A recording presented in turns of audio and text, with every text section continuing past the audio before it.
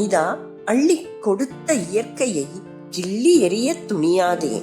தள்ளி வைத்து இயற்கை வளங்களை எள்ளி நகைக்க முயலாதே. நீரும் வானும் காற்றும் மண்ணும் நீண்ட நிலப்பரப்பும் ஆண்டவன் படைத்த அற்புதம். அதன் சிறப்புகள் அனைத்தும் தனித்துவம்.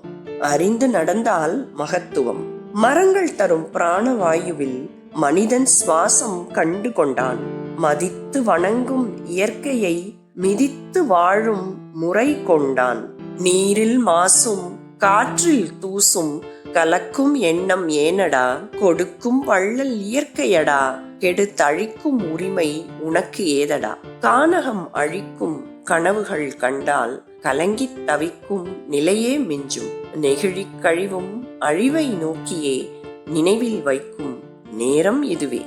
சீண்டி பார்க்கும் எண்ணம் மிகுந்தால் சீற்றம் கொள்ளும் இயற்கை. எல்லை மீறும் செயலால் இங்கு தொல்லைகள் காணும் நிலைமை.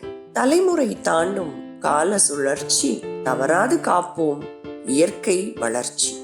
இந்த கவிதையின் கருத்துகள் உங்களுக்கு ஏற்புடையதா இருந்தா லைக், ஷேர் பண்ணுங்க. மேலும் சுற்றுப்புற சூழல் பாதுகாப்பு மற்றும் இயற்கை வளங்கள் பராமரிப்பு குறித்து உங்களுடைய மேலான கருத்துக்களையும் கமெண்ட் பாக்ஸ்ல பதிவு பண்ணுங்க. மேலும் இது போன்ற கவிதைகளுக்கு இப்பொழுதே தமிழ் சினை சேனலை சப்ஸ்கிரைப் பண்ணுங்க. நன்றி, வணக்கம். தேங்க்ஸ் ஃபார் வாட்சிங்.